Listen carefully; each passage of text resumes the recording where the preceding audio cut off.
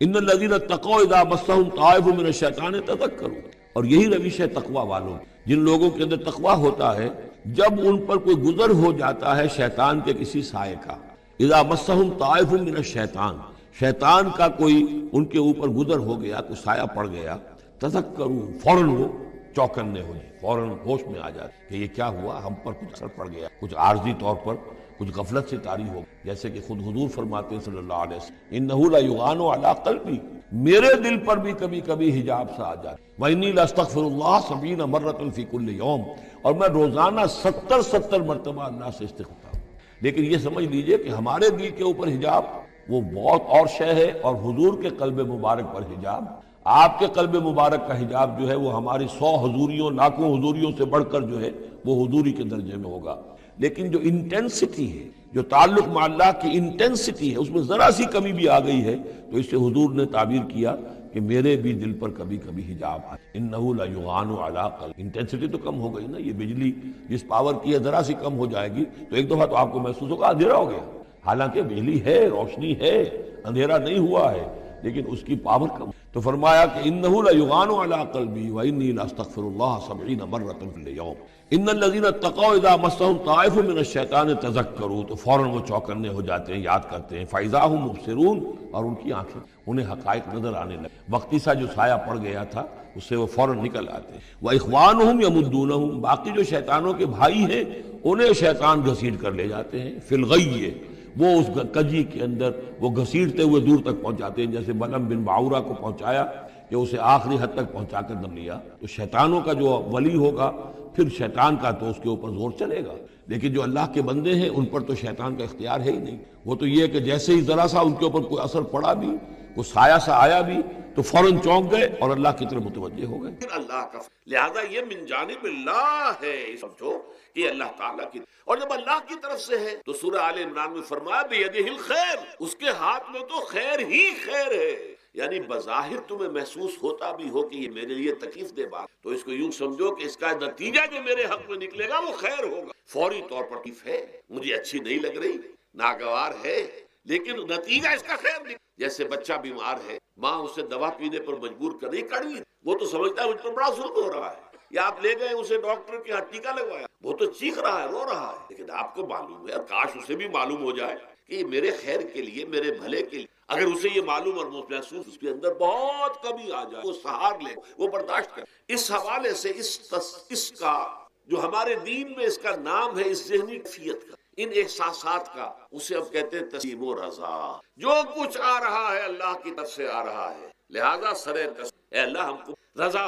ہر حال میں تیری رضا پر راضی، جو تیرا فیصلہ ہے ہمیں بسر و تسلیم و رضا، ہم بھی تسلیم کی خو ڈالیں، بے نیازی تھی، اللہ تو بے نیاز ہے، لیکن اے اللہ تو ہمارے لیے جو بھی تکلیف کا تو نے فیصلہ کیا ہم تسلیم لیں گے، عادت پیدا کر لیں گے کہ ہر ساقی ماریخ عین الطاف است، کہ میرا ساقی میرے پیالے میں جو کچھ ڈال دے اس کا لطف و کرم ہے۔ یہ مقام رضا ہے، ایمان کا ایک ایسا تقاضا ہے کہ جس کو ہم کہیں گے ایمان کی حلاوت، ایمان کی مٹھاس۔ اگر آپ کا منہ کڑوا ہو جائے تو آپ چینی کھاتے ہیں تاکہ منہ کا ذائقہ ٹھیک، اگر تکالیف سے، دکھ کی وجہ سے آپ کے احساسات کے کوئی خرابی پیدا ہو رہی ہے، یہ جو مقام رضا ہے اس کے لیے قند ہے، یہ اس کے لیے شہد ہے، یہ اس کی تلخی کو ظاہر کر دینے والی کہ اللہ تیری راضی و رضا ہے۔ اب اس کے ذمہ یہ تو پوری بات میں نے آپ کو،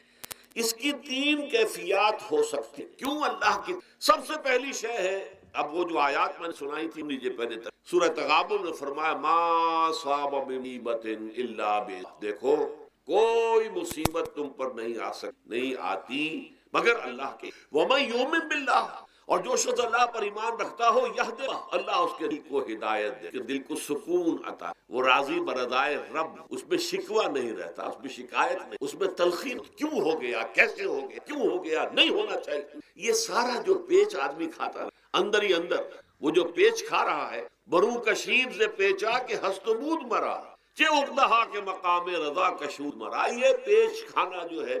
پیچا کے اس سے اللہ تعالیٰ نے مجھے نجات دے دی ہے مقام رضا کے ذریعے سے، کتنے بڑے بڑے عقدے میرے حل ہو گئے اس مقام رضا سے، چے اقدہا کے مقام رضا، میرے تو بہت سے۔ اس حوالے سے ایک موٹی بات تو یہ ہوگی، لیکن اب اس کو 3 حصوں میں، پہلی بات یہ کہ یہ اللہ کی سے آزمائش میرا بندہ اس پر صبر کرتا ہے یا نہیں، یا میرے خلاف بکواس کرنے پر آمادہ، اللہ تو ایسا ہے، اللہ نے تو کبھی کرم کیا ہی نہیں، اللہ تو ظالم، معاذ کہیں ایسا میرا بندہ جو ہے تکلیف سمجھ کے کہ اللہ کی طرف سے آئی، یہ صبر یہ بہت بڑی کامیابی۔ اور اس صبر کے نتیجے میں دو اور باتیں، یہ مضامین علیحدہ علیحدہ اس کے اندر آتے رہے ہیں لیکن آج ایک نئے عنوان کے تحت جمع ہو۔ پہلی بات یہ ہوتی ہے کہ یہ امتحان کا نتیجہ کیا نکلا کہ آپ نے ایک امتحان پاس کیا تو آپ کے اگلے درجے میں ترقی، 5ویں کا امتحان پاس کر لیا نا، اب 6ٹھی کا امتحان پاس کریں گے تو 7ویں کا پاس کریں گے تو 8ویں، درجہ بدرجہ انسان کی ایمانی اور روحانی ترقی کا ذریعہ یہ آزمائش میں، جتنا اس میں صبر ہوگا، جتنا اس میں تسلیم و رضا جو ہے آپ حاصل کرتے جائیں گے تو آپ کے درجے بدلے جائیں گے، آپ کا امتحان کڑے سے کڑا آئے گا، بڑے سے بڑا آئے گا، مشکل سے مشکل تر آئے گا۔ ایک وقت میں ایم اے کا امتحان بھی آپ کو دے، ایک وقت میں ہو سکتا ہے پی ایچ ڈی کے لیے تھیسس آپ لکھیں، پھر اس کے اوپر جو ہے ٹیم بیٹھی ہوئی اور آپ سے وہ بحث کرے، جرا کرے آپ سے، وہ بھی کرنا ہوگا۔ لیکن یہ کہ اگر پرائمری ہی میں فیل ہو گئے تو اس کا سوال ہی پیدا نہیں ہوگی کبھی آپ ایم اے کا یا پی ایچ ڈی کا تھیسس۔ اور اسی کو دوسرے انداز میں کہا گیا ہے قرآن مجید، وَلِيُبْلِيَ الْمُؤْمِنِينَ مِنْهُ بَلَاءً حَسَنًا، اصل میں ابلا کہتے ہیں، بلا یبلو جو ہے عربی زبان میں آتا ہے آزمانا، خلق الموت والحیات لیبلوکم ایکم احسن، یہی معنی ابتلا کے بھی، ابتلا یبتلی آزمان، ابلا یبلی جو آتا ہے باب افعال سے، اس میں آتا ہے کسی کو کسی تکلیف میں ڈال کر اس کو نکھارنا، کہ اس کا جوہر نکھر جائے، اس کے اندر جو خیر ہے وہ اور چمک جائے، لوگوں کو بھی معلوم ہو جائے کہ یہ شخص اس مقام کا، اس کے اندر یہ صلاحیت، اس میں یہ قوت، تو یہ گویا کہ اہل ایمان کی صلاحیتوں کو نکھارنے کے اور ان کے درجات کی ترقی کے لیے بھی اللہ تعالیٰ دنیا کے مصیبتیں اور امتحانات جو آزمائش کے حوالے سے افراد پر اجتماعی طور، اور ایک اس کا اور بھی اہل ایمان پر اس طرح کے ابتلاء و آزمائش کی ایک نوعیت اور بھی، اور وہ یہ ہے کہ جو بھی آپ سے غیر ارادی طور پر یا یہ کہ آپ اپنے گناہ ارادی طور پر بھی کر، اللہ تعالیٰ اس کی سزا اسی دنیا میں دے کر آخرت کی سزا سے محفوظ،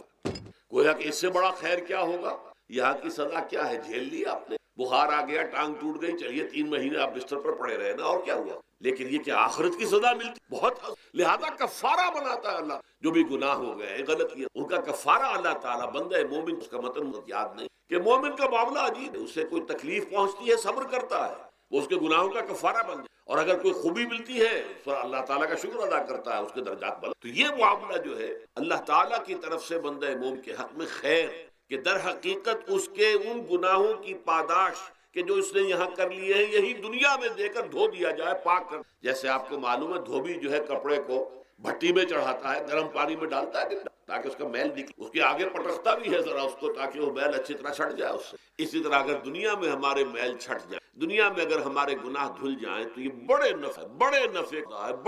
کا اعتبار سے آپ غور کی کہ اگر یہ حقائق ہمارے سامنے تو کیا کوئی تکلیف دنیا کی ہمیں بھاری میں، ہمیں تو بتایا یہ گیا ہے کہ عسیٰ ان تکرہوا شیئا وعسیٰ ان تحبوا شیئا وہو شر واللہ یعلم وانتم لا تعلمون، ہو سکتا ہے کہ تم کسی چیز کو ناپسند کرو، دراصل کہ اسی میں تمہارے لیے خیر ہے، تمہیں نہیں پتا، اور ہو سکتا ہے تم کسی چیز کو پسند کرو، دراصل کہ اس میں تمہارا شر ہے لیکن تمہیں نہیں معلوم، اللہ یعلم وانتم لا تعلمون، جانتا ہے تم۔ اس حوالے سے سبردم بتو مایا خیشرات دانی حساب، اے اللہ، اس کو کہتے ہیں یہ سورہ تغابن کے تمام مضامین تفسیر کہ ایمان کے جو باطنی ثمرات ہیں اس میں سب سے پہلے مقام رضا ہے، پھر توکل ہے، آپ محنت کر رہے ہیں، نتیجہ نہیں نکلا، ایک نتیجہ یہ نکلے ایک بچے نے بہت محنت دن رات کام کیا، پھر اب صدمے سے کمر ٹوٹ سکتی ہے، ہو سکتا ہے کہ اللہ تعالیٰ نے اس لیے کہ ہمارے مادی وسائل سے کچھ ہوگا، اللہ کی مرضی سے، یہ ہمارے لیے خاص طور پر اس اعتبار سے بہت اہم نقطہ ہے، ہم سب راہ حق کے مسافر، اپنے بس پڑتے محنت، وقت بھی مال بھی محنت کر رہے ہیں، مشقت کر، لیکن فرض کیجئے جیسا کہ ہے فی الواقع، فرض کیا تو واقع سامنے کی بات ہے، نتائج نکلتے نظر، قدم نہیں بڑھ رہے، ہماری طرف لوگوں کا رجوع عام نہیں ہے، اس پر قطعاً بدل ہونا، یہ اللہ تعالیٰ کی مشیت میں ہوگا، جب وہ چاہے گا تب ہوگا، ہمارا کام یہ کہ اپنا فرض ادا کیے بس، اور نتیجے سے بالکل ذہن کو اپنے منقطع کر لیں، ذہن کا کوئی تعلق آپ کے نتیجے کے ساتھ، یہ جب تک کیفیت ہماری نہیں، ہم اس راہ پر استقامت اور مدام کرنا جو ہے وہ ہماری، اس کے لیے میں اگر آپ کے سامنے رکھوں معاملہ کہ حضور صلی اللہ علیہ وسلم کے جو پہلے 10 برس ہیں، جب سے آپ کو آغاز ہوا ہے وحی کا، اس کے بعد سے پہلے 10 دن رات کی شدید مشقت، یہاں تک کہ اللہ بھی روک رہا ہے نبی آپ اپنے آپ کو ہلاک کر لعلک باخع نفسک الا یکونوا، کیا آپ اپنے آپ کو صدمے میں ہلاک کر لیے؟ ایمان نہیں، اس قدر صدمہ۔ لیکن اس کے ساتھ یہ ہے کہ یہ نہیں ہے کہ نتیجہ نہیں نکل رہا تو کام چھوڑ کے بیٹھ جائے، معاذ اللہ، نتیجہ نہ نکلے تو حضرت نوح علیہ السلام کی عمر بھی اگر حضور کی ہوتی 950 برس بھی حضور دعوت تھا آپ کا فرض۔ حضرت نوح علیہ السلام بھی تو آخر اللہ کے ایک بندے تھے، 950 برس، فلبث فیہم 1000 سنۃ الا 50 عاما، یہ تو ہم مانتے ہی نا۔ اگر قرآن کے اندر نص قطعی صریح الفاظ نہ ہوتے کہ 950 برس، ورنہ یہ بات سمجھ سے بالا تر ہے۔ عام طور معلوم ہوتا ہے کہ اس دور میں ابھی عمریں زیادہ تھی۔ بہرحال جو میں نے عرض کیا تھا کہ جس سے انسان، اس کی ایک قسم وہ ہے کہ جو ہمارے ارادہ اور اختیار سے، اللہ کی مشیت سے، اللہ کے علم سے، اللہ کے، اس کے لیے ہمارا کام صرف برداشت، جو شے بھی ہمیں برداشت کی صلاحیت عطا کر دے وہی اس کا علاج۔ جیسے آپ کو معلوم ہے کہ بخار بہت تیز چڑھا ہوا ہے، اس کی دوا نہیں ہے اسپرین یا کوئی اور پیراسیٹامول، بخار کی شدت کو کم کر، وہ کوئی علاج نہیں۔ علاج تو ہوگا اگر معلوم ہو کہ کون سے جراثیم ہے، کسی وجہ سے ہے، اس کا صحیح اینٹی بایوٹک کون سا ہے وہ دیا، وہ علاج ہو، یہ علاج نہیں۔ لیکن اس کی شدت کی کمی اور اس کے اندر جو احساس ہے جھیل جانے کا، وہ انسان کے، یہی مضمون آیا ہے سورہ حدید، ما اصاب من مصیبت فی الارض ولا فی انفسکم، یہاں کھول دیا اس کو۔ میں نے عرض کیا تھا نا کہ یہ آفت سماوی بڑے پیمانے پر بھی ہو سکتی ہے، زمین میں یعنی زلزلہ آ گیا، فلڈ آ گیا، طوفان آ گیا، ولا فی انفسکم، خاص تمہاری جان میں، تمہیں بخار ہو گیا، تمہیں ٹی وی لگ گئی، تمہیں کوئی اور بیماری آ گئی، تمہیں کینسر ہو گیا، معاذ اللہ ہوتا ہے۔ آخر دنیا میں انسانی زندگی کے ساتھ یہ ساری چیز، لیکن یہ چیزیں ما اصاب من مصیبت فی الارض ولا فی، نہیں پڑتی تم پر کوئی پڑنے والی کوئی مصیبت، کوئی تکلیف، نہ پوری زمین میں بڑے پیمانے پر، نہ تمہاری جانوں میں انفرادی سطح پر، الا فی کتاب من قبل ابراہ، مگر یہ کہ وہ تو ایک کتاب میں، کتاب اللہ کے علم کی کتاب، ام الکتاب، اس میں پہلے سے درج موجود ہے۔ یہ الٹ اپ نہیں ہو گیا، یہ اچانک نہیں ہو گیا۔ آپ اچانک سمجھتے ہیں کہ صاحب میں تو جا رہا تھا، اچانک ٹرک نے آ کے مجھے دھکا مار دیا۔ اچانک کوئی شے یہاں نہیں، اس کائنات میں پتہ تک نہیں ہلتا جب تک کہ اچانک، تو در حقیقت جو ہوتا ہے وہ اللہ تعالیٰ کے علم میں پہلے سے ہے، علم کامل، ما کان وما یکون، جو کچھ ہوا جو کچھ ہوگا، مستقبل، ماضی، کل کا کل، آنے واحد میں اللہ کے، لہذا یہاں اچانک جو بھی آیا ہے اللہ کے، اور یہ پہلے سے اللہ کے علم کے اندر موجود تھا، لکھا ہوا تھا، الا فی کتاب من قبل ان نبراہ ان ذلک علی اللہ، یہ تمہیں تو مشکل نظر آئے گا لیکن اللہ پر بڑا آسان ہے، اللہ کا علم کامل، ما کانا ما یکون آوی لکہ لا تاسو علی ما فاتک، تاکہ تم افسوس نہ کرو ان چیزوں پر جو جاتی چھن جائیں۔ کوئی موقع تھا ہاتھ سے، کوئی دولت تھی اس پر ڈاکہ پڑ گیا، کوئی اور مصیبت ہے وہ آ گئی، کوئی عزیز فوت ہو، اکلوتا بیٹا تھا فوت ہو وغیرہ، ما فاتکم، فات سے ہی فوتی، جو شے بھی نکل جائے، چلی جائے، ہاتھ سے جاتی رہے، چاہے وہ کوئی آپ کا عزیز جو فوت ہو گیا تو آپ کے ہاتھ سے، یا کوئی مال تھا جو آپ کے قبضے سے نکل گیا، ڈاکہ پڑ گیا، چوری ہو گئی، نقصان ہو گیا کاروبار میں بہت بڑا، اس پر افسوس نہ کی۔ اگر افسوس کرو گے تو اس کا مطلب کیا ہوگا کہ تمہیں اللہ پر اعتماد نہیں، یا تم سمجھتے ہو کہ اللہ کے سوا بھی کوئی ہے جو یہ کام کر سکتا؟ کائنات میں تو ایک ہی کی مرضی ہے، وہ ہے اللہ۔ لہذا اگرچہ وہ کسی کے ذریعے سے تکلیف آپ کو پہنچ، کسی نے آپ کو پتھر مارا ہے، وہ پتھر ہو سکتا ہے آپ کو نہ لگتا، لگ گیا ہے تو اللہ کے فیصلے سے لگا ہے، اس کا باپ بھی نہیں پتھر مار سکتا آپ کو اگر اللہ کا، لہذا آپ پتھر مارنے والے کو بھی بنیے، ٹھیک ہے، اس سے بھی قصاص لینے کا آپ کو حق ہے، لیکن یہ جان لیجئے کہ جو آیا ہے پتھر وہ اذن رب سے آیا۔ اب ظاہر بات ہے کہ اگر یہ کیفیت ہو تو غصہ اتنا نہیں ہوگا اس شخص پر کہ جس نے یہ کام کیا، بلکہ ہو سکتا ہے آدمی مسکرا کے رہ جائے، جیسے کہ وہ میں واقعہ سناتا رہا ہوں اپنے، کہ ایک درویش منش آدمی جا رہا تھا، جو رب کرے سو ہو، جو رب کرے سو ہو، جو رب کرے، کسی شخص نے پتھر اٹھا کر دے مارا، اس کے سر پہ لگ گیا، اس نے کہا مجھے کیا دیکھتے ہو، جو رب کرے سو ہو، یہ تو رب کے مارے، مجھے تو رب کے مارے ہی، لیکن میں دیکھ یہ رہا تھا بیچ میں کس کا منہ کالا ہو، اپنے لیے کس نے ایک گناہ کما لیا، اپنے لیے کس نے ایک مصیبت جو ہے وہ ملی، وہ بیچ میں تم آ گئے ہو، پتھر اللہ کی طرف سے، لیکن اس کا عذاب، اس کا وبال تم۔ بہرحال یہ تو میں نے عرض کیا آپ کے سامنے، وہ چیزیں کہ جو آ جاتی ہے، وہ تکالیف و مسائل جو اللہ کی سے من جانب اللہ ہے، اس میں آپ کسی کو مورد الزام نہیں ٹھہرا سکتے، وہ آپ پر آ گیا۔ دوسری تکلیفیں وہ ہے جن کے لیے فارسی میں کہتے ہیں خود کردہ، اپنے ہاتھوں جو اس کے لیے میں نے آپ کو سورہ شورا کی آیت سنی، ما اصابکم من مصیبت فبما کسبت ایدیکم ویعفو عن، جو مصیبت بھی تم پر آتی ہے انسانوں، وہ تمہارے اپنے ہاتھوں کے کرتوتوں کی وجہ، اور ابھی تو اللہ بہت سی چیزوں کو تو معاف بھی کرتا ہے، ہر تمہاری غلطی پر پکڑتا نہیں، ہر خطا کے اوپر تمہیں سزا نہیں، کوئی سزائیں معاف بھی کرتا رہتا ہے، عفو و درگزر سے بھی کام لیتا ہے، بہت متحمل اور حلیم بھی ہے، بہت رحیم اور غفور بھی ہے اور کریم، لیکن یہ کہ یہ جان لو کہ ایک مصیبت وہ ہے جو تمہاری اپنی پیدا کرنے بما کسبت ایدیکم، تمہارے اپنے ہاتھوں کی، یہ کون سی خود کردہ، یہ در حقیقت ہے اجتماعی نظام جو انسان بناتا، اس اجتماعی نظام کو غلط کر کے اگر اپنے لیے مصیبتیں کھڑی کر، مصیبت ہے لیکن یہ مصیبت تمہارے اپنے ہاتھوں،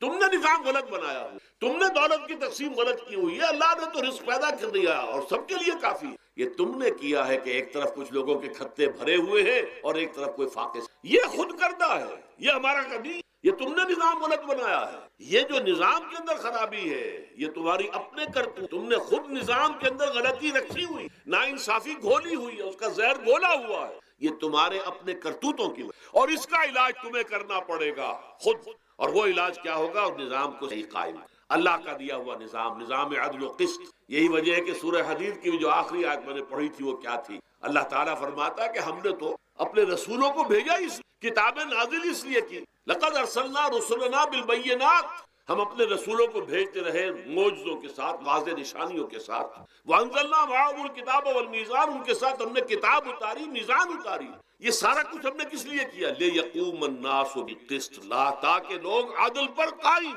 اب اگر تم نے اس عدل کے نظام کو چھوڑ کر اللہ کے دیے ہوئے نظام کو تج کر تم نے خود اپنا نظام بنا لیا، تو ظاہر بات ہے سرمایہ دار جب نظام بنائے گا تو وہ مزدور کے بارے میں اسے تو اپنی مصلحتیں نظر آئیں گی، اس کے سامنے تو اپنا نفع ہوگا، جتنا زیادہ سے زیادہ نفع کما لو، جتنا ان مزدوروں کا خون نچوڑ سکو نچوڑ لو، زمیندار نظام بنائے گا تو وہ بیچارے کاشتکار، مزارے، ہاری مصلحت نہیں، وہ تو کہے گا مجھے اپنے بچوں کو انگلستان بھیجنا ہے تعلیم، مجھے اپنے لیے جو ہے اسلام آباد میں بھی بنگلہ بنانا ہے اور پری میں بھی بنانا ہے، اور پھر مجھے تو ایئر کنڈیشن بنگلے چاہیے ہر جگہ پر، وہ تو اپنے مصلحت کو، غریب کے ساتھ کیا بیتے، جو دن رات کی محنت اور مشقت کر رہا ہے، جس نے ہل چلایا ہے، جس نے بیج ڈالا ہے، جس نے پانی دیا ہے، جس نے فصل کی دیکھ بھال کی ہے، جس نے پھر فصل کاٹی ہے، اس کے لیے تو بمشکل 2 وقت کا گزارا، وہ بھی بمشکل، اور اس کے علاوہ نہ اس کے بچے کے لیے علاج معالجے کی کوئی، نہ اس کی اولاد کے لیے تعلیم کی کوئی قابل، لیکن یہ کہ اسی کی محنت نتیجے میں عیش اڑا رہا ہے وہ زمیندار اور جاگیردار، ان کے محل ہیں، ایئر کنڈیشنڈ ہیں، ان کے بچے انگلستان اور امریکہ میں تعلیم حاصل کر، اب آگے بڑھ کر انہوں نے کارخانے دار بھی وہ بن گئے، وہی لوگ ہیں کہ جو اعلیٰ تعلیم حاصل وہ کرتے تھے وہی بیوروکریٹس بنتے ہیں، انہی میں بڑے بڑے افسر آئیں گے، عام آدمی جو ہے وہ تو شاذ نکل آتے ہیں، کچھ بہت ذہین بچے بھی ہوتے، غربا کے بچے ہوتے ہیں کبھی نکل آتے، لیکن وہ تو کوئی 1-2 دانے ہوں گے ایسے جو بہت ہی انتہائی طور پر غیر معمولی طور پر ذہین ہو، عام بچہ کہاں کرے گا، کیسے جائے گا، لہذا وہ پیچھے رہ جائے گا، وہ جونیئر کلرک ہوگا یا بہت تیر مارے گا سینئر کلرک ہو جائے گا، اپر گریڈ کلرک ہو جائے گا، لوور گریڈ کلرک سے بڑھ کر اللہ اللہ خیر، یہ کمشنر کون ہوں گے، ڈپٹی کمشنر کون ہوں گے، یہ تو ظاہر بات ہے اسی، سیکریٹری کون ہوں گے، یہ 22 گریڈ والے کون ہوں گے، 21 گریڈ والے کون ہوں گے، ان کی اکثریت، اس حوالے سے یہ جو غلطی، یہ جو دکھ، یہ دکھ تمہارا اپنا پیدا اور خود کردہ رہا، علاج نہیں، اس کا علاج اور کچھ نہیں ہے جب تک کہ تم خود اپنے طرز عمل کو، اب یہ جو دکھ ہے میں اس میں سے چند کو آپ کے سامنے گنوانا چاہتا ہوں، دیکھیے سب سے پہلا دکھ جو دنیا میں انسان نے خود پیدا سماجی سطح پر، یہ پیدائشی طور پر نیچ ہے، اور یہ پیدائشی طور پر اور یہ سید ہے، ہمارے ہاں تو پھر بھی اللہ کا فضل ہے کہ اتنا زیادہ فرق و تفاوت، ہندوؤں میں یہ شودر ہے، یہ برہمن ہے، علم حاصل کرنا برہمن کا حق ہے، شودر کا حق ہی نہیں، اور شودر کے کان میں اگر اشلوک بھی پڑ جائے کہیں بغیر ارادے کے، کہیں جا رہا تھا اور کہیں گیتا کے اشلوک ہو رہے تھے اس نے سن لیے، تو اس کی سزا کیا ہے؟ سیسا جو ہے اس کو پگھلا کر اور وہ اس کے کان میں ڈال دیا جائے تاکہ سماعت، کس نے کیا بھائی؟ یہ خود انسان نے، یہ ظلم انسان اپنے، یہ اونچ نیچ اس نے خود بنائی، ہمارے ہاں بھی ہے، مسلی کا کیا مقام ہے آپ کے، سید کی ہو، بدماش ہو، زانی ہو، سید ہے، اسے تو جھک کر اس کے گوڑے کو ہاتھ لگائیں گے، لیکن یہ کہ دوسرا شخص کتنا ہی نیک ہو، بھلا ہو، پارسا ہو، وہ برابر جو ہے چارپائی پر بھی بیٹھنے کا، یہ ساری اونچ نیچ ہم، اللہ نے نہیں، اللہ نے تمام انسانوں کو مساوی پر، اللہ کے رسول یہ فرما کر گئے، لا فضل لعربی علی عجمی ولا لعجمی علی عربی ولا لأحمر على اسود ولا لأسود على احمر الا بالتقوى كلكم بنو آدم وآدم من. دیکھو کسی عرب کو کسی اجمی فضیلت نہیں، کسی اجمی کو کسی عرب پر کوئی فضیلت نہیں ہے، کسی گورے کو کسی کالے پر فضیلت نہیں ہے، کسی کالے کو کسی گورے پر فضیلت الا بالتقوى. یہ اگر فضیلت ہے تقوی. کون خدا ترس سے، کس کے اخلاق زیادہ بلند ہیں، کون نیک اور پارسا زیادہ، کون لوگوں کی خدمت زیادہ کرتا، اس کے اعتبار سے ہوگا. پیدائشی طور پر تمام انسان بالکل. پھر ہمارے معاشرے میں ظلم ہو. دو طبقات ہیں جو حضرات سورہ نساء پڑھتے، اس میں سب سے پہلے دو طبقات جو کہ گرے ہوئے تھے اس معاشرے میں اور آج بھی گرے ہوئے، ایک یتیم اور ایک عورت. ان دونوں کے لیے ابتدائی سے نساء کے اندر جو ہے احکام آئے تو ان کے بارے میں یتیموں کو ان کا مال ہڑپ کر ان کو دھکے دینا. ارأیت الذی یکذب بالدین فذلک الذی یدعو الیتیم ولا یحض علی طعام. تم نے کبھی غور کیا اس شخص پر جو کہ جزا و سزا کا منکر ہے؟ وہی ہے کہ جو یتیم کو دھکے دیتا. یتیموں پر ظلم، وہ آپ کے معاشرے میں پستے ہٹتے ہیں، ان کا کوئی والی وارث کی طرف سے کوئی پوچھنے والا نہیں، کوئی بولنے والا نہیں. اور پھر یہ کہ اگر اس کا باپ کو مال چھوڑ گیا ہے تو وہ چچا کھا جائیں گے، کوئی اور ولی کھا جائیں گے، ختم دیں گے، ہڑپ کر. جس پر قرآن مجید کہتا ہے کہ ان الذین یاکلون اموال الیتامی ظلما انما یاکلون فی بطونہم نارا. یقیناً وہ لوگ جو یتیموں کا مال ناحق ہڑپ کرتے ہیں وہ اپنے پیٹوں میں آگ کے انگارے بھر رہے. وَسَيَصْلَوْنَ سَعِيرًا. اور یہاں تو دنیا میں جو آگ کے انگارے ہیں وہ محسوس نہیں ہو رہے، آخرت میں ایک طرف وہ آگ کے انگارے ظاہر ہو جائیں گے جو اندر سے جلائیں گے اور ایک طرف جہنم کی آگ باہر سے. یہ دو طرفہ جلن جو ہے ان کو برداشت کر. ظاہر بات ہے یہ ہمارا اپنا، یہ اللہ کی طرف، یہ ہم نے نظام غلط بنا، ہم نے اتوار اپنے برے کر لیے. اور دوسرا طبقہ خواتین کا، عورتوں کا. سب سے بڑا ظلم اس معاشرے میں جو بچپن ہی سے احساسات کے اوپر ایک بوجھ بن جاتا ہے بچیوں کہ بیٹے کو افضل سمجھتے ہیں، بیٹی جو ہے گھٹیا سمجھ. اس قدر نہ، اس قدر نہ. اسی باپ کے نطفے سے بیٹا بھی ہے، اسی ماں کے رحم میں بیٹے نے بھی پرورش پائی ہے. بیٹے بعضکم من بعض، قرآن کہتا ہے تم سب ایک دوسرے، کوئی افضل نہیں، کوئی گھٹ. اللہ تعالیٰ نے اللہ کے کسی بیٹے کی پرورش پر کوئی اجر و ثواب نہیں بتایا. ہاں 2 یا 3 بیٹیوں کو پال پوس کر تہذیب سکھا کر پھر ان کی شادی کر کے ان کے گھروں میں پہنچا دیا، جنت کی ضمانت اللہ تعالیٰ. اور سب سے بڑی بات یہ کہ سب سے زیادہ محبوب انسان حبیب اللہ محمد ہے، اور محمد کو اللہ نے بیٹے نہیں دیے بھی تو لے لیے بیٹیاں دی، 4 بیٹے. اور کتنی محبت کرتے تھے، خاص طور پر حضرت فاطمہ، وہ تو آپ سیرت میں پڑھیے سب سے چھوٹی تھی. بہرحال پہلی بات تو یہ کہ بچپن ہی سے وہ دعویٰ پڑھنا شروع ہو جاتا ہے بچیوں کے ذریعے کہ ہم کو گھٹیاں ہیں، ہمارے بھائی بڑے، ہمارے والدین جو ہیں ان سے زیادہ محبت کرتے ہیں، ہم سے نہیں. پھر شادی میں اکثر و بیشتر لڑکیوں کی مرضی کا کوئی خیال نہیں. یہ ظلم ہے جو لڑکی کی مرضی کے بغیر، اس کے اذن کے بغیر، اس کی اجازت کے بغیر کوئی شادی نہیں. زبردستی وہ بھیڑ بکریاں نہیں ہے کہ جس کے ہاتھ چاہا آپ نے معاذ اللہ ثم معاذ اللہ ثم معاذ اللہ. یہ ضرور ہے کنواری بیٹی ہے تو اس سے صرف آپ نے پوچھا اور وہ خاموش رہی، بس. یہ البتہ یہ کہ اگر کوئی سیبہ ہے، پہلے نکاح ہو گیا تھا بیوہ ہو گئی، یا پہلے شادی تھی خلا لے لی، طلاق لے لی یا طلاق ہو گئی، اس کو تو کہنا پڑے گا کہ ہاں اعتراض نہیں ہے اگر میری فلاں شخص اس کے بغیر نکاح ہو نہیں. پھر ان سب کے اوپر سب سے بڑا ظلم، یہ تو اللہ تعالیٰ آپ کو توفیق دے تو دوسرا رکوع سورہ نساء کا پڑھیں، کتنی تاکید کے ساتھ احکام آئے ہیں. وراثت مما قل منہ او کثر، چاہے زیادہ مال کسی نے چھوڑا ہو چاہے تھوڑا سا چھوڑا ہو، لیکن وراثت کے احکام جو ہیں ان کو نافذ کرنا ہوگا. نصیبا مفروضا،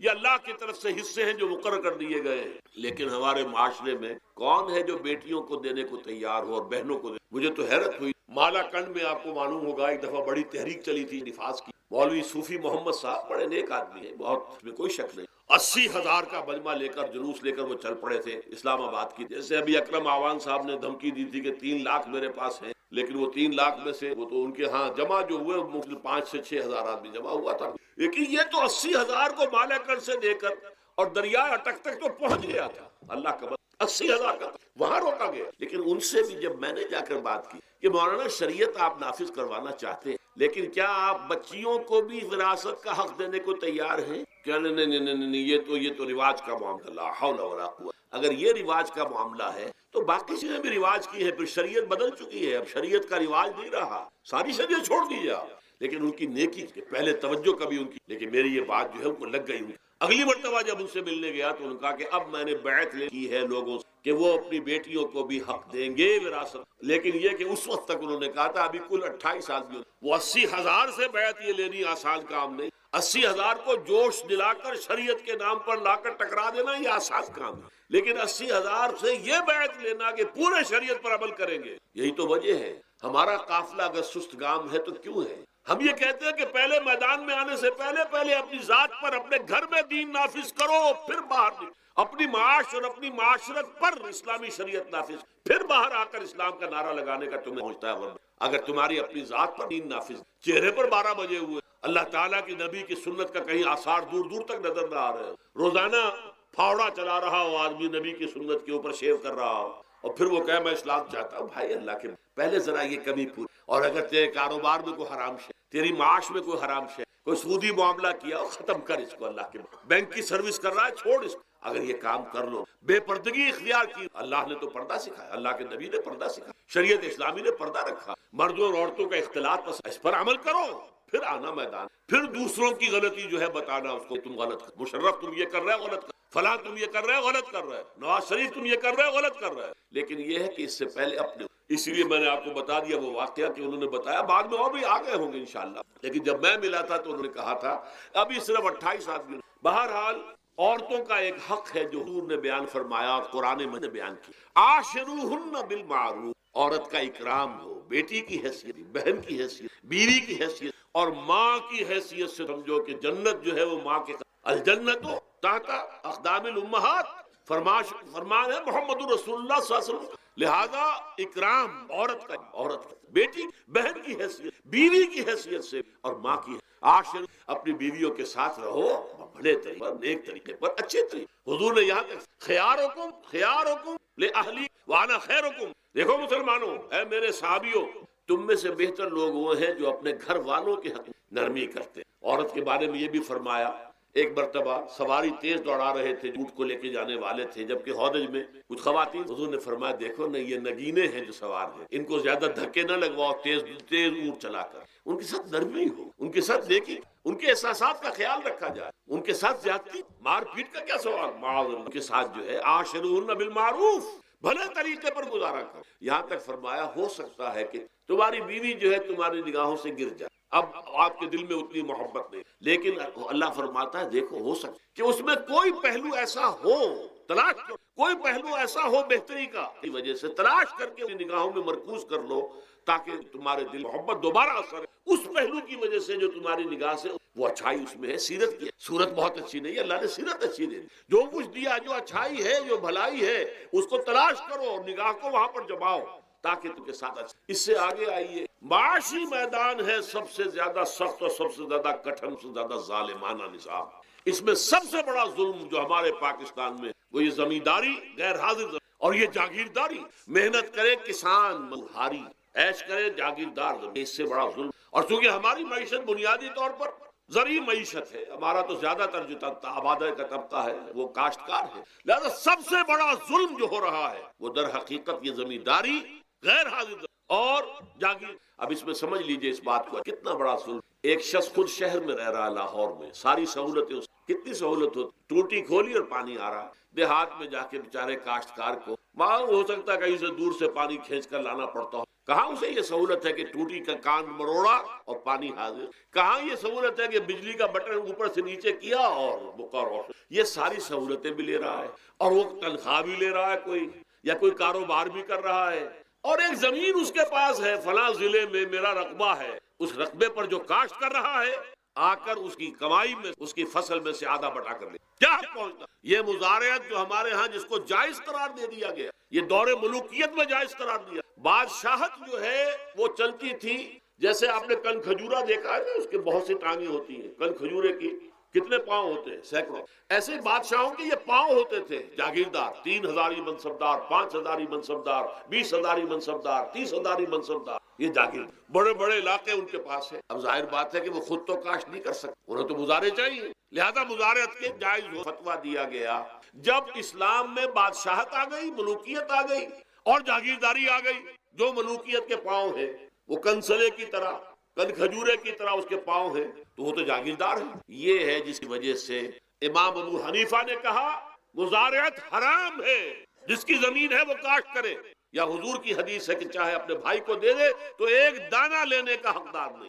اگر تو تمہارا کوئی اور ذریعہ معاش نہیں، ٹھیک ہے جاؤ کاشت کرو، تمہارا کوئی اور ذریعہ معاش ہے، تمہارا کاروبار ہے، تمہاری دکان چل رہی ہے، تم ملازمت میں ہو، تمہیں تنخواہیں مل، تمہارا پروویڈنٹ فنڈ بھی جمع ہو رہا ہے، تمہیں تو تمہارے ریٹائرمنٹ کے بعد وہ پینشن بھی مل جائے گی، اور اس کے ساتھ ساتھ تم نے یہ ظلم روا رکھا ہوا۔ زمین اگر ہے یا تو جاؤ کاشت کرو، ورنہ یہ کہ اس زمین کو دے دو اپنے کسی بھائی کو، ملکیت تمہاری رہے گی، کاشت وہ کرے گا تو جو فصل ہوگی اس کی برداشت بھی وہی کرے گا، وہی لے کر۔ یہ فتویٰ ہے امام اعظم امام ابو حنیفہ رحمۃ اللہ، یہی فتویٰ ہے امام مالک امام دار الحجرہ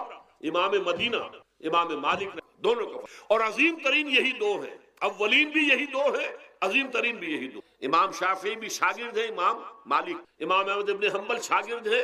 امام شافعی۔ ٹاپ پر کون ہے؟ امام ابو حنیفہ، ان کے شاگردوں میں قاضی ابو یوسف اور امام محمد امام ظفر، ادھر امام مالک، ان کے شاگردوں میں پھر امام شافعی، پھر ان کے شاگرد امام احمد ابن۔ ٹاپ پر دونوں یہ کہہ رہے ہیں کہ حرام، مزارعت حرام، جس کی زمین ہے خود کاشت کر۔ یہاں یہ ہے کہ خود کاشت نہیں سکتا تو اپنے بھائی کو اس میں سے کوئی حصہ لینے کا وہ اختیار نہیں۔ جو محنت کرے، جو خون پسینہ اپنا لگائے، وہی اس سے ساری جو ہے آمدنی۔ یہ مجھے حال ہی میں، یہ آپ کے علم میں ہونا چاہیے، یہ فتویٰ دیا ہے قاضی ابو یوسف اور امام محمد نے، مزارعت حلال ہے، جائز ہے۔ شرطیں لگائی انہوں نے کہ بیج بھی زمیندار دے، کوئی جانور وغیرہ ہے تو وہ بھی زمیندار کا ہو، اگر کوئی ٹریکٹر ہے تو اس کی بھی پیمنٹ جو ہے زمیندار کرے، یہ ہے شرطیں۔ یعنی اس کا کوشش کی ہے کہ اس جاگیرداری کا ڈنک جو ہے کم ہو، اس مزارعت کے اندر جو مضرت ہے وہ کم ہو، لیکن یہ کہ اصلاً اسے جائز قرار دے دیا۔ ہمارے ہاں کون قدر، شرطوں کو کون دیکھتا ہے، آداب کو کون دیکھتا ہے، قواعد و ضوابط کو کون، ہنیئن وریا، جیسے کہ ماں کا دودھ پیتے ہیں ایسے ہی یہ مزارعت کی جو آمدنی ہے اس کو کھا رہے ہیں۔ حرام ہے، حرام ہے۔ حال ہی میں ابھی ملاقات ہوئی میری مولانا زاہد الراشدی صاحب، آپ کے بہت قریب گوجرانوالے میں، جو اس کی سب سے بڑی مسجد ہے، اس کے خطیب ہیں۔ انہوں نے بتایا ملا علی قاری نے بھی یہ لکھا، جو بہت بعد کے حنفی جو ہے وہ فقیہ، کہ دلائل تو وہی ہیں جو امام ابو حنیفہ نے دیے ہیں، دلائل تو کے ساتھ ہیں، لیکن مصلحت ہے جو اس کے تحت یہ فتویٰ دیا۔ یہاں تک کہ مولانا شبیر احمد عثمانی کے ساتھ دستے راست سمجھ لی، ظفر احمد عثمانی رحمۃ اللہ علیہما، انہوں نے بھی یہ لکھا کہ دلائل تو امام صاحبی کی رائے کے حق میں، لیکن یہ کہ ہمارے ہاں تقلید کا ایسا ایک قلادہ گردنوں میں ڈال دیا گیا ہے، کیونکہ ہمارے بزرگوں نے فتویٰ دے دیا، قاضی ابو یوسف نے، امام اور قاضی اور امام محمد نے، لہذا فتویٰ تو میں نے ان سے بات کی، ان کا ڈٹ کر میں نے کہا میدان میں آئیے، ناکام کی، جب تک یہ مزارعت ختم نہیں ہوتی ہے، جب تک جاگیرداری اور زمینداری ختم نہیں ہوتی ہے، اس ملک میں کوئی سیاست صحیح آئی نہیں۔ یہ سیاست تو وڈیروں کا، جاگیرداروں کا، بڑے بڑے زمینداروں کا کھیل ہے۔ یہ آپ نے پتہ نہیں نام سنا ہے کہ نہیں، میوزیکل چیئرز گیم، یہ ہوتا ہے ان کا کھیلنے والوں کا، بہت زیادہ دولت والے جو ہے کھیل ہے، ان کو کام تو کوئی کرنا نہیں ہوتا، جاگیردار ہے اسے کوئی کام کرنا ہے، وہ بیٹھ کر ایک کلب بنا رکھی ہے، یہ پارلیمنٹ کیا ہے، کلب ہے، وہاں بیٹھ کے وہ اپنا وقت گزاری کر۔ یہ پوائنٹ آف آرڈر آ گیا ہے، اور یہ جو ہے ہماری حقوق جو ہے پریولیج موشن آ گئی ہے، وہ کرتے نہیں۔ تو یہ جان لیجئے کہ یہ ظلم کس نے، یہ خود کردہ ہے، یہ ہم نے اس نظام کو برداشت کیا ہوا، جب تک ہم نہیں اٹھیں گے یہ نظام ختم۔ خود کردہ کا علاج خود ہی کرنا ہوگا۔ یہ غلط نظام جو چلا آ رہا ہے، جب تک کہ اس کو ہم بدلیں گے نہیں، اس کو ختم نہیں کریں گے، اس وقت تک یہ ظلم کیسے ختم ہو۔ اس سے آگے آئیے، ایک ہے کارخانے دار کو اور مزدور کو آپ نے چھوڑ دیا کہ باہم طے کریں۔ کارخانے دار کہتا ہے میں تو صاحب آپ کو 15 روپے دوں گا، کام کرنا ہے تو کرے، نہیں کرتے تو نہ کرے۔ آپ نے زیادہ سے زیادہ یہ کیا کہ نہیں، یہ ویج بہت کم ہے، آپ نے ایک یونین بنا لی، کچھ ہڑتال کر، اچھا ہڑتال کر دی، 10 دن کی ہڑتال کے بعد غریب مزدور کا تو بچہ ہو سکتا ہے بھوکا مرنے لگے، کارخانے دار کی صحت پہ کوئی اثر پڑے گا؟ اس میں لاکھوں ہیں، کروڑوں ہیں، اس کی صحت پر کوئی اثر نہیں پڑتا۔ لہذا یہ ظلم، اس ظلم کا علاج کیا ہے؟ اگر یہ ضمانت ریاست کی طرف سے ہو، حکومت کی طرف، کہ اگر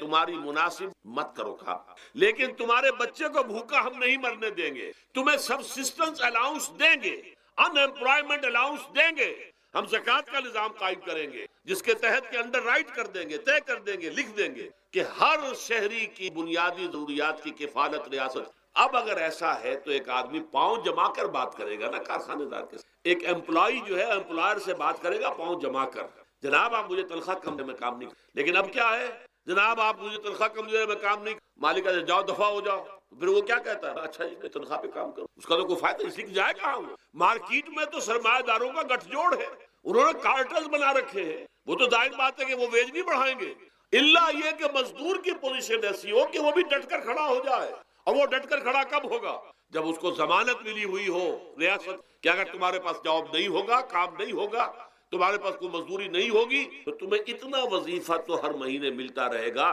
جس سے تم اور تمہارے اہل و عیال جو ہے وہ کم سے کم زندہ رہ سکتے. پھر کھڑے ہو کر بات کر، پھر صحیح جو ہے ان کے درمیان معاہدہ ہوگا تو وہ منصفانہ ہوگا، عادلانہ ہوگا. جب تک یہ نہیں ہے، اور یہ نظام کیسے ہوگا جب تک کہ زکوٰۃ کا نظام قائم نہ کیا جائے. اب زکوٰۃ کا بھی ایک نظام تو وہ تھا جو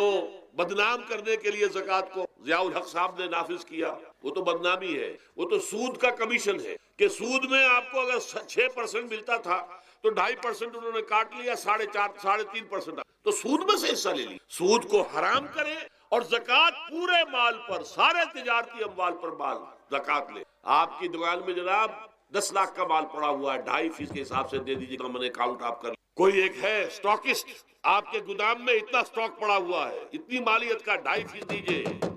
تمہاری اتنی بھیڑیں بکریاں ہیں، اتنی بھیڑیں اتنی بکریاں نکال دو. جب تک کہ تمام اموال میں سے زکوٰۃ نہ، یہ کیا کہ بینک کے اندر جو جمع ہے اس پر سے زکوٰۃ کاٹ لیں، اللہ نام اس کا زکوٰۃ ہے. اور خیرات کا ایک نظام بنا، کچھ خیرات اور کچھ سیاسی جو ہے اپنا ہتھ کنڈا کہ ان کے ناظمین زکوٰۃ جو بن رہے ہیں اور زکوٰۃ کونسلیں بن رہی ہیں، وہ سب کون ہے؟ جو ہمارے سیاسی طور پر ہمارے ساتھی ہیں، ہمارے ورکر. اور پھر جتنے غبن ہوئے اور جتنا اس کے مس اپروپریشن سب کو معلوم ہے ہمارے معاشرے میں. آخر اگر حکومت کے جتنے محاصل ہیں وہ غبن ہوتے ہیں تو زکوٰۃ کا کیوں نہیں غبن ہوا؟ زکوٰۃ کو آسمان سے، بلکہ زکوٰۃ میں سے غبن کرنا تو آسان ہے، اس لیے کہ سود میں سے کاٹا ہوا ہے. اس میں تو انسان جو ہے وہ برا بھی محسوس نہیں کرے گا کہ یہ تو سود ہے، لعنت ہے، اگر اس کو میں نے کچھ ہضم کر لیا تو کیا ہو گیا. جب تک کہ یہ دو نظام نہیں آئیں گے،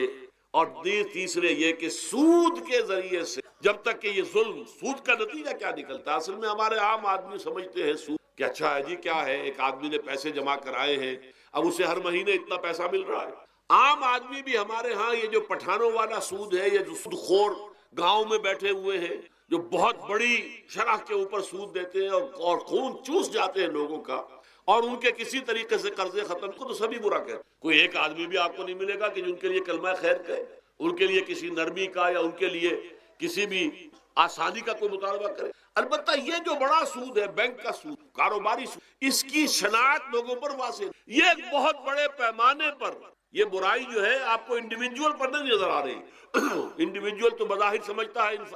ایک فرد، بھائی ٹھیک ہے، میں جو دکان کے لیے مجھے قرض چاہیے تھا، مجھے قرض مل گیا، میں اپنا کاروبار کر رہا ہوں، تو میں جو کمائی کر رہا ہوں اس میں سے بینک کو بھی حصہ دے رہا ہوں اپنا. اس میں کیا خرابی ہو؟ اس کی خرابی سمجھ میں آتی جب آپ کو معلوم اسی سود کے ذریعے سے دنیا میں اس وقت ایک چھوٹی سی اقلیت ہے، کل 1 کروڑ یا 1.25 کروڑ یہودی، اور پوری دنیا کی دولت کے اوپر قابل ہو. یہ سارا وہ بینکنگ نظام جو یہودی، یہ IMF ورلڈ بینک جس کے ہم اس وقت غلام بن کر رہ گئے. ہمارا چیف مارشل ایڈمنسٹریٹر اسے کہیں یا چیف ایگزیکٹو کہیں، ہمارا تو حکمران ہے، ہمارا بادشاہ ہے اس وقت، اور وہ بادشاہ سلامت کہتے ہیں کہ یہ IMF اور ورلڈ بینک کے لوگوں کے گوڈے ہمیں پکڑنے پڑتے، گوڈے گٹے، ہم غلام ہیں ان کے، اور ہم جکڑے ہوئے اس سود کے اندر. پوری دنیا کو یہ خوروں نے در حقیقت اپنے شکنجے میں جو جکڑا ہے، جس طریقے سے کہ ان کو اپنے اندر ایک اپنے پورے ہتھ کنڈوں کے اندر جو باندھ کے رکھ دی سود کے ذریعے. اور اس کا نتیجہ کیا نکلتا ہے؟ دیکھیے، امریکہ میں کہتے ہیں بڑی جمہوریت ہے، لوگ ووٹ دیتے ہیں، لیکن حقیقت اگر لوگ جانتے ہوں کہ دیوے استبداد جمعی قبا میں پائے کو، تو سمجھتا ہے یہ آزادی کی ہے نیلم پری. ہم نے خود شاہی کو پہنایا ہے جمہوری لباس، جب ذرا آدم ہوا ہے خود شناس. اب امریکہ میں اصل میں کیا ہے؟ امریکہ میں کیپٹلسٹ کا نظام ہے. یہ حکومت کس کی ہے؟ سرمایہ داروں کی ہے. جو کروڑ پتی نہ ہو وہ الیکشن نہیں لڑ سکتا، اور کروڑ پتی جو ہے اپنے پیسے کی بدولت وہ صحافیوں کو خرید لے گا، ٹیلی ویژن چینلز خرید لے گا، وہ لوگوں کے ذہنوں پر چھا جائے گا. یہ گورنمنٹ آف دی کیپٹلسٹ ہے، ناٹ عوام. یہ دھوکہ ہے، فریب ہے سرمایہ داروں کا. وہاں وہ جاگیردار اس طرح کے نہیں ہے، سرمایہ دار ہے. وہاں جاگیرداری کی وہ حیثیت، اس لیے کہ ان کے تحت آدمی، وہ تو اگر بڑے بڑے رینچ ہیں، بڑے بڑے اگر فارم ہیں، تو وہاں بھی آپ کو معلوم ہے کہ چونکہ مشینوں کے ذریعے سے بوائی بھی ہو رہی ہے اور ہل بھی چل رہا ہے مشینوں سے، بوائی بھی مشینوں سے، کٹائی بھی مشینوں سے، تو زیادہ انسان کی ضرورت نہیں رہی. لہذا وہ سیاسی نظام وہ نہیں ہے جو یہاں کا ہے،